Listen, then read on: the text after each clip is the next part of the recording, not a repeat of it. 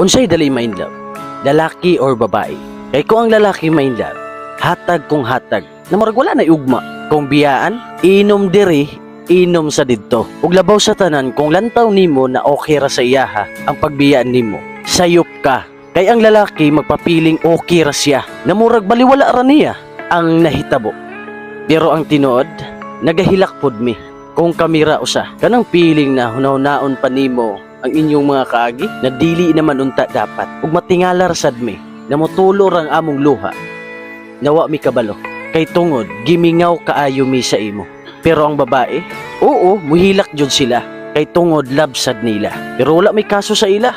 Kay sila man ang duulon, na dili na kailangan i-explain ang ilang kaugalingon.